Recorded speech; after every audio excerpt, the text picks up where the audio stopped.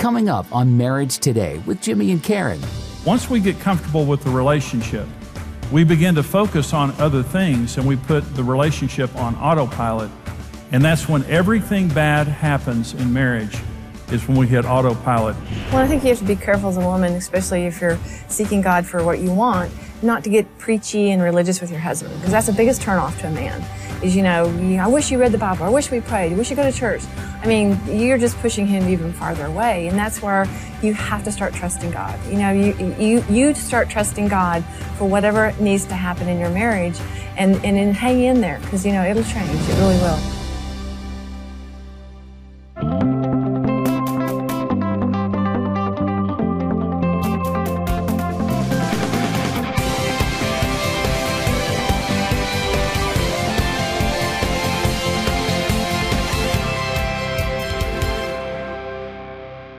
A couple of years ago, Karen started accusing me of something. It's kind of hard to talk about. But one morning, I was walking through the bedroom, and Karen said, you pulled the covers last night. She accused me of being a cover puller. And 40 years of marriage, never happened before. I walked through the bedroom. She's making the bed. She said, you pulled the covers last night. And I said, no, I didn't. She said, yeah, you did. And I said, no, Karen, I did not pull the covers. I do not pull the covers. There's nothing worse than a cover puller. There's like thieves, murderers, terrorists, and cover pullers. And I'm not a cover puller. She said, yeah, you are a cover puller. You pull the covers a lot. I said, no, I don't. So I was, kind of put out with that. And so I was staying at a hotel. I was speaking somewhere, and I was by myself. So I woke up the next morning after, when I was about to check out of my room, and I was walking through, and I looked at the bed, and I noticed that I had pulled all the covers to my side. And for just a nanosecond, I thought Karen might be right. But then I realized if you're sleeping by yourself, it's not cover pulling. It's just using all the available covers, right? Okay, and so, by the way, I have a basic life principle that I'm not responsible for what I do when I'm unconscious. How many men agree with that? Only confront me for what I do when I'm conscious. If I'm unconscious, I don't want you talking to me about it. Anyway, so I thought maybe Karen was right, but then I realized not. So I go home, and so October of last year, we had the worst night that we've ever had together. It was just cover wars all night long, and Karen was pulling the covers, horribly pulling the covers all night long. And about the middle of the night, I'm starting to get cold. I realize the covers are off the bed. All I've got is just one cover left, and the main cover's been pulled off the bed, and I'm just thinking, what is wrong with her? She is trying to accuse me of pulling the covers when, in fact, she's the cover puller in the family. She's trying to blame me, but she pulled the cover. So I get out of bed the next morning, and I step out of bed, and I step on something. And I realize it's the blanket. It's on my side of the bed. And at first, I think I pulled the covers completely off the bed last night. And that's what was happening. But then I realized Karen pulled them off, and she came over and planted it on my side. So later, all the guys understand this. So I stepped out of bed, and the covers were on my side. Okay. So I'm walking through the bedroom later in the morning, and Karen is standing next to the covers, like she's been waiting there for me to walk through. And I walked through, and she said, see what you did last night? And I said, yeah. And I walked through. Well, that's kind of the day that I realized I had a problem. And I could see myself sitting in a group saying, hi, I'm Jimmy, and I'm a cover puller. Everybody says, hi, Jimmy. And, I couldn't believe it, first of all. I couldn't believe that I pulled the covers all the way off the bed. And so I told Karen, and she also accused me of snoring, and about the same time. And I said, I don't snore. Then the neighbors called and asked why we were mowing the yard at night. And I said, we're unconscious, leave us alone.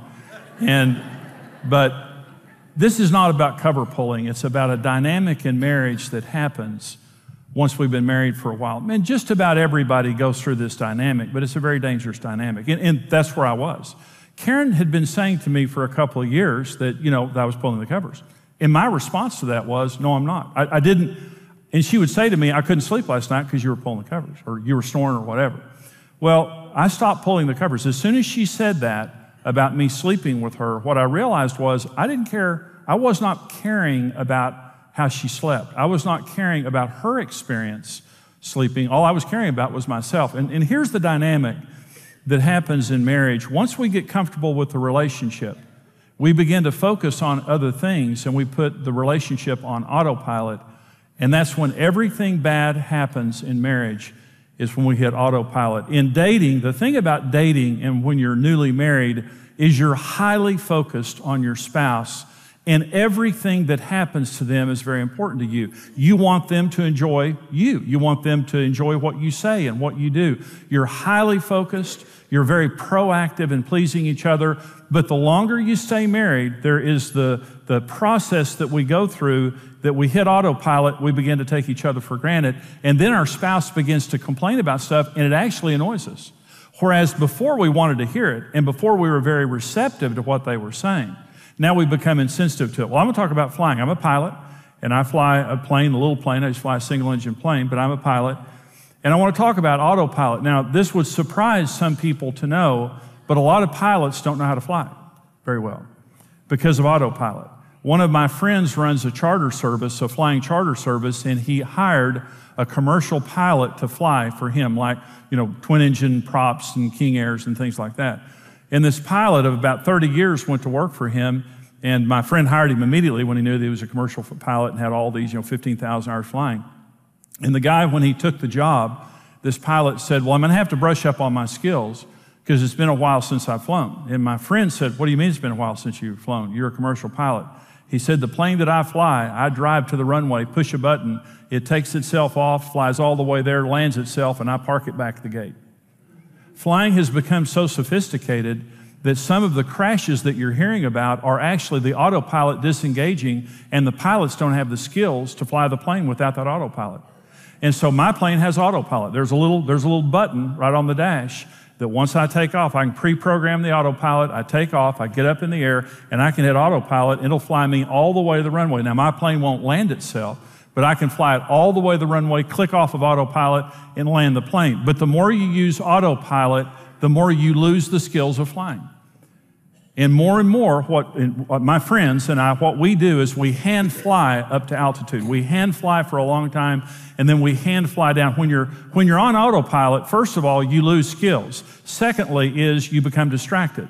And so when I'm flying my plane by hand, I am extremely sensitive to the entire aircraft and what's going on. I'm flying it. And if I just barely pull my yoke over, that plane's going to turn this way. If I barely push it forward, it's going to go nose down. Whatever I'm doing with my feet, with my hands, I'm totally in control of that plane, and I'm very, very sensitive to it. The minute I hit autopilot, here's the way I fly. Looking down at the ground. I'm still engaged with my instruments and everything here. We listen to XM radio. We'll listen to golf or listen to football or listen to something like that. We'll listen to the radio, but as soon as we hit autopilot, we are not sensitive to the airplane any longer because we know that autopilot's flying the plane. But ultimately, you become unconscious. There are pilots that hit autopilot and go to sleep. There have been commercial pilots that have overflown their destination because they got up in the air, they had autopilot, and they actually went to sleep. Here's what happens in marriage.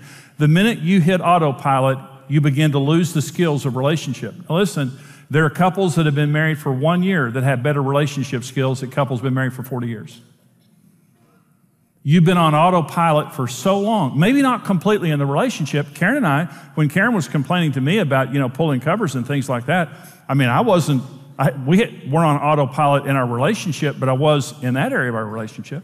And it worried me. When Karen said that and I realized how bad I'd been pulling the covers, I just thought, I really am checked out in that area, and I hope there are other areas that I'm not checked out also. But you lose the skills. As soon as you put your relationship on autopilot, you actually begin to lose the skills of relationship, and you begin to lose awareness of your spouse and what's going on in their life. And ultimately, you just become, like I said, don't confront me on what I'm doing when I'm unconscious. We shouldn't be unconscious in marriage. For example, when I wake up at night now, I told Karen, I said, Karen, I can't do anything about cover pulling. There's two things I can do about cover pulling. Okay, you're semi-conscious, when you're rolling over at night. So the first thing I do is I roll toward her, not away from her. When I'm rolling over at night, and when I roll away from Karen, I push the covers her way. Okay, before, for 2 years, I kept saying, I'm not pulling the covers. I'm not a cover puller. Now, I'm highly sensitive when I'm in bed of what's happening to Karen all night long. Before I wasn't. That's what I'm talking about. You've got to click off. I've got two buttons in my plane. I've got a button right here that says AP, that's autopilot. I've got a button on my yoke that's a red button that says AP, and that's how you click off autopilot. I want everybody clicking off autopilot tonight. If you've been in any area of your relationship, you're losing, if you're on autopilot in any area, you're losing the skills of relating and you're losing awareness of each other. And it's a dangerous, dangerous thing to do. So the question is, why do you ever hit autopilot in the first place? Well, the first is, you think once you've reached altitude that you can just coast on in. In other words, we worked to date, we worked to get married, we're doing great, and so we can hit autopilot, and now we can just coast on in. Well, here's what you need to understand. Planes run out of gas. My plane has 4 hours of fuel. That autopilot's dandy until you run out of gas. And the best plane in the world without gas is going to crash. The other reason that we hit autopilot is we want to focus on something else. And so we focused on each other and we fell in love and we married, but now I want to focus on my career, or we want to focus on the kids, or we want to focus on something else. Listen, the instant you hit autopilot and your focus turns somewhere else, your marriage is in danger. You cannot, your main focus, like I said, we have the instrument panel in front of us. When I hit autopilot and I'm flying, I look out the window for a minute and I do my scan of the instruments. A knowledge of what is happening at the instruments has to be the number one thing that I'm doing when I'm flying. Listen, in marriage, yes, we have careers, yes, we have children, yes, we have other things, but our spouse has got to be the main focus of our lives. Except for Jesus Christ, we have to keep if you're saying we've got other things to do and I've got to focus on something else, it's the beginning of the end. The minute you hit that autopilot and you begin to put your focus somewhere else, bad things happen. The other reason that we do it is that's how we were trained to fly. You say, well, Jimmy, isn't that normal? Let me say, if your parents or whoever trained you in marriage, if your parents were on autopilot, they either flew very low or they crashed. I want you to get to a high altitude and I want you to stay there for the rest of your marriage. And I want you to hand fly the airplane. I never, ever want you for the rest of your married life to ever hit autopilot. And if you're on it right now, I want you to click off. If you hit this button, I want you to click off with this button right here. And we're going to hand fly it in. Here's the truth about the flight of marriage. Number one, no marriage can fly itself. It requires human input. You've got to have two human beings working at the marriage for the marriage to work. Number two is marriage is a two-pilot plane. My plane is a one-pilot plane. But the best planes are two-pilot planes. You have to have two people in the cockpit to fly that plane, okay? Marriage is a two-pilot plane. Don't make your spouse fly the plane by themselves. They can't. Marriage requires the input of two people. The other thing is flying the plane is the most important thing you can do if you value the other lives on board. Listen, if your plane goes down, your children are going to get hurt. If your plane goes down, other people are going to be hurt. Imagine for just a minute that you get on a commercial flight and it's a big plane, it's a two-pilot plane, and you see both the pilots in there. Maybe it's a man and a woman. You get on the plane, you're boarding, you see this male and female pilots in there, and you're thinking, that's great. And the plane takes off. There's a couple hundred people on board, and after about 20 or 30 minutes of the plane being up in the air, both pilots walk out the door and just come out and start visiting with everybody. And they're just having the biggest time. They're just visiting with everybody. And that's okay for 5 or 10 minutes. You're thinking, hey, y'all, okay, well, they got autopilot on this plane. But they leave the door open. You can see there's nobody up there. And then 30 minutes goes by, and an hour goes by, and 2 hours goes by, and you're thinking, hey, you people need to get up in that cockpit up there. When you're not tending to your marriage, that's how your children feel. Your children need mom and dad up in the cockpit flying that plane. It's a two-pilot plane. And if it goes down, those children are going to get hurt. And so the very best thing that we can do for our family is to work on our marriage. Well, I hope you enjoyed that teaching. I got a lot of tremendous response off that teaching. People could really connect with it. And just the illustration, of being a pilot and flying and how to keep your marriage flying high. And so that's just a small part of the actual full teaching that I did, Flying High in Marriage. Right now, for your gift of any amount to support us here at Marriage Day, we want to get you the CD single for Flying High in Marriage, the message that you just saw a part of right there. Now listen, when you support us here at Marriage Today, you're helping us to come back to you, but you're also helping us to go help other families and other children stay together with their parents. We're a ministry ministering to you, but we're also a mission. We go across America and around the world, and your financial support right now is very important to keep us doing what we're doing, but to keep expanding this much needed ministry in the day that we live in. And so for your gift of any amount, we'll get you the CD single of the part of the message that you saw right there, the full message. We'll get it to you for $75 or more. We'll get you Flying High in Marriage, the entire 5-part seminar on CD, plus the Right One book. Now, the seminar, the Flying High in Marriage, the message that you just saw there are 4 other messages that are a part of that. The Right One book now is a book before you get married. Now, if you're married, you don't need it. If you're not married, it's going to be perfect for you. If you have a youngster, a high school student, a college student, a single person that you know, a divorced person you know, and they want to get married to the right one, this book is about how to date and how to marry the right person, the person that God has for you, but to do it in the right process. Perfect graduation gift, perfect gift to give to someone who's single. For $120 or more, we'll get you the full Flying High in Marriage DVD series, 5-part, plus the Right One book and the workbook. There's a workbook that you can have a small group study for singles, for high school, for college, whatever. It's a fantastic resource, plus the Flying High in Marriage DVDs. Please support us here at Marriage Today. We want to get you these important resources. Here's how you can get them. In the Flying High in Marriage series, you'll discover why you fell in love, how to heal from the emotional scars of life, and what keeps your relationship growing and thriving. Support Marriage Today with your online gift of any amount, and we'll send you the Flying High in Marriage single. We didn't get married to live 2 separate lives. We got married to share our lives together, and we're going to run this thing together as a team. Receive the 5-part CD series and the Right One book for your gift of $75 or more. In the Right One book, you'll get biblical, no-nonsense advice on successfully dating and marrying the right person. For your gift of $120 or more, you'll receive the 5-part DVD series, the Right One book, and the Finding the Right One workbook. Included in the 5-part DVD series is a celebrity panel with Stephen Curtis and Mary Beth Chapman, Tim and Charisse Brown, and Sean and Catherine Lowe. Marriage can get better year after year. You and your spouse can fly high in marriage.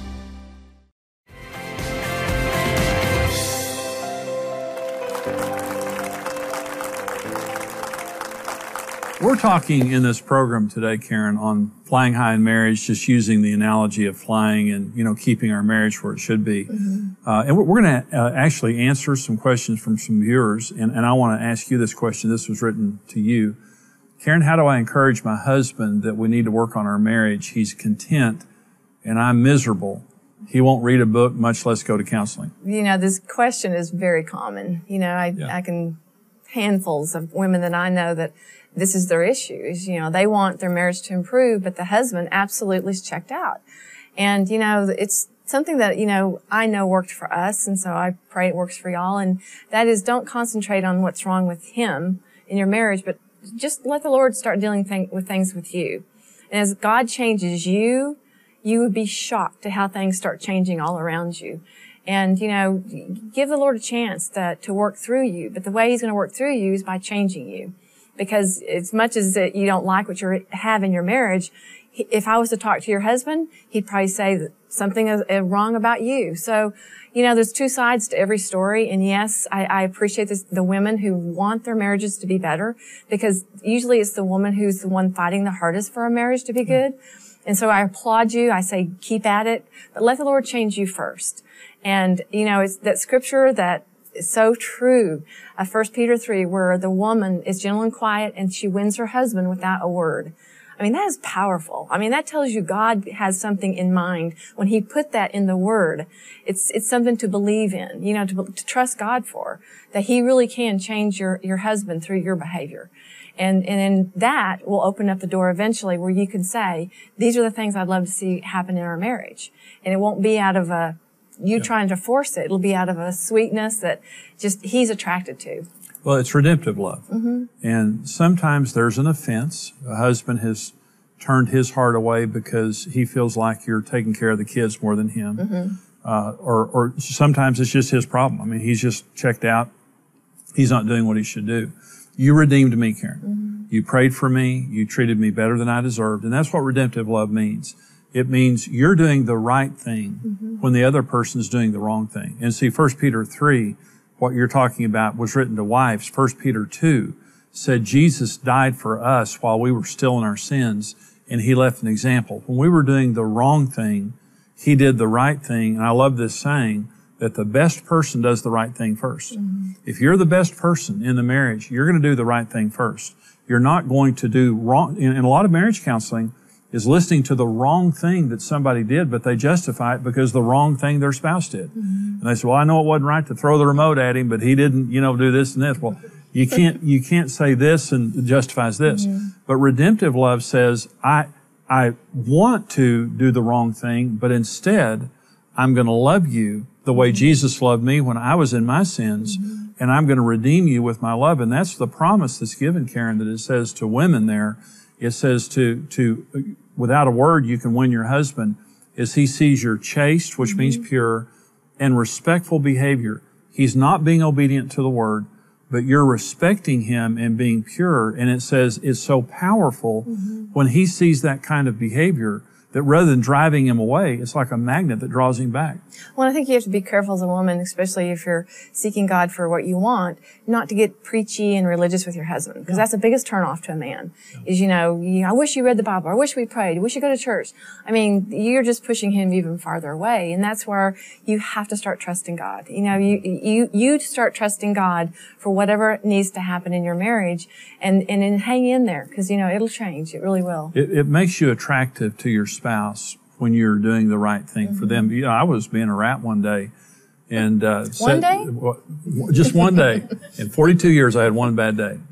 But one day I was being a rat, and you came up and you kissed me on the cheek and said something sweet to me and walked away. And I thought, oh, don't do that. Fight me like a man. It just made me feel bad that you were being nice to me when I was being a rat. Mm-hmm. But it really does. When you fight a spirit, you can only defeat a spirit with the opposite spirit. You can only defeat hate with love. And so whenever you're dealing with a person who's mistreating you, you deal with the opposite spirit, and God honors that and uses it to change their heart. Now, we're going to be right back, so stay tuned.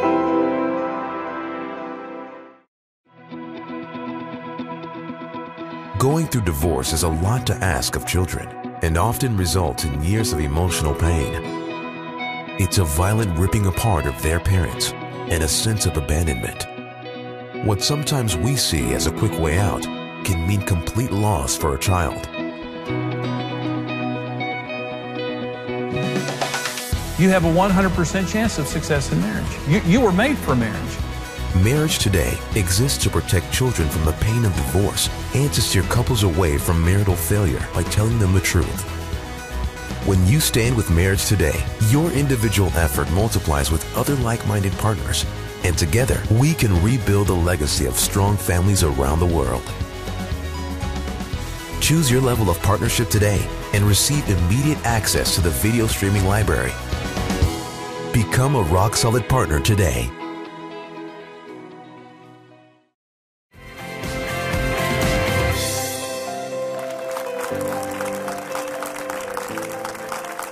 Well, this program is on, we call it Flying High in Marriage, but Karen, we're talking about, in the teaching I was talking about, autopilot. Mm-hmm. It's the most dangerous thing that we do in our marriage the day we hit autopilot. Mm-hmm. And we've been married for a while. Things have been going great, and you're at the altitude that you want. You've been dating and you got married and everything's going great. And then you hit autopilot and you start taking care of kids and you start working and kind of mm-hmm. focusing on that. And the next thing you know, you've lost your relationship skills and you're out of fuel and the plane's crashing. Mm-hmm. And so we experienced that early in our marriage. And it really wasn't because of you.